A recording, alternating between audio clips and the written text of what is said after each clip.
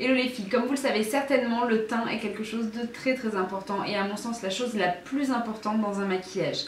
Donc je vais vous montrer aujourd'hui comment réaliser un teint lumineux et unifié en 5 minutes chrono. Donc je commence avec le fond de teint Skin Ideal qui est 100% d'origine naturelle et riche en acide hyaluronique. Il va me permettre de lisser, repulper la peau et surtout de l'hydrater pour apporter un maximum de lumière. Donc je prélève une noisette de produit que je vais chauffer entre mes doigts. Donc je commence toujours du centre du visage vers l'extérieur.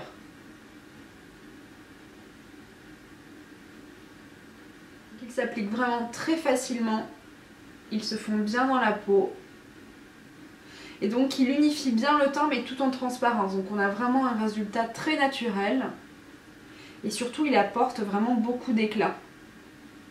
Vous pouvez commencer à poser son teint dès les premières rides d'expression, il va vraiment être très efficace. Mais aussi je le conseille pour toutes les peaux déshydratées, sèches, qui marquent assez facilement, qui sont un peu fatiguées. C'est vrai qu'il va apporter vraiment un coup de boost et d'éclat à votre teint. Je pose ensuite l'anti-cerne Skin Ideal. Donc j'utilise une teinte plus sombre qui est la teinte 107 et une teinte plus claire qui est la teinte 102. Je commence par la teinte la plus foncée que je vais appliquer vraiment donc, dans le cerne. Donc surtout là où on a en général une coloration, donc à l'intérieur. J'utilise ensuite le plus clair pour venir faire un premier travail de lumière, donc juste ici.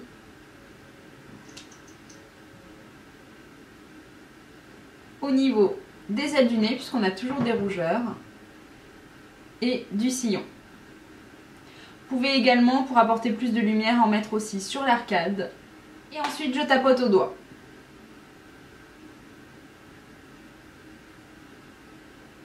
Donc l'anti-cerne Skin Ideal apporte vraiment beaucoup de lumière, tout comme le fond de teint. Donc il vient corriger tout en transparence. Et il reste vraiment très hydratant. Donc je continue mon teint en posant le blush, donc mon favori du moment qui est le blush Grand Air B04.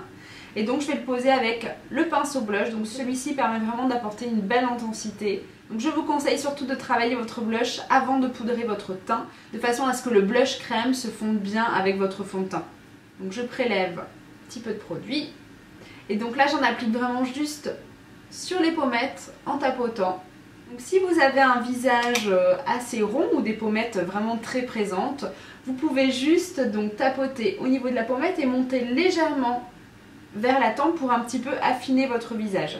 Si en revanche vous avez un visage avec des pommettes inexistantes ou un visage un petit peu creux, vous pouvez justement en appliquer énormément juste au niveau de la pommette en mouvement circulaire. Et donc je termine mon teint en matifiant à l'aide de la poudre minérale légère que je vais appliquer au pinceau.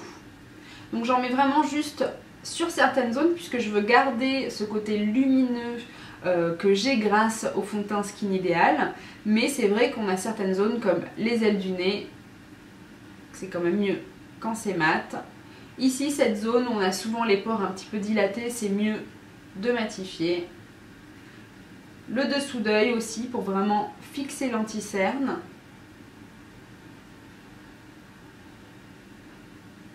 Et bien sûr donc la zone médiane, menton et front. Au niveau des yeux, j'utilise la palette nude P08 juste pour avoir vraiment un peu plus de définition au niveau du regard, mais je veux rester vraiment très naturelle. Donc là, j'utilise juste la teinte la plus claire que je vais venir poser à l'aide du pinceau qu'on trouve dans la palette, donc sur l'ensemble de la paupière mobile pour réchauffer la paupière. Je viens utiliser la seconde couleur que je vais poser avec mon fameux pinceau estompeur. Donc là, je viens juste en poser au creux de l'œil. Donc en mouvement circulaire. J'utilise ensuite le crayon Sfumato S11 juste au ras des cils. Je viens rapporter un petit peu plus d'intensité avec la couleur la plus sombre de la palette, donc qui est celle-ci. Et avec le pinceau estompeur, je viens juste retravailler légèrement le coin externe, donc en mouvement circulaire. Juste pour renforcer un petit peu le maquillage. Pour apporter encore plus de lumière, je viens poser la teinte Frosty F04, donc juste au coin interne.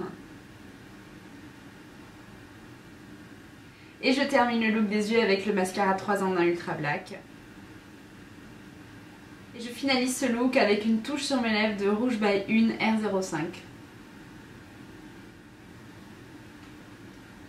En tout cas, j'espère que le résultat vous plaît, que cette vidéo vous aura été utile et moi je vous dis à très vite.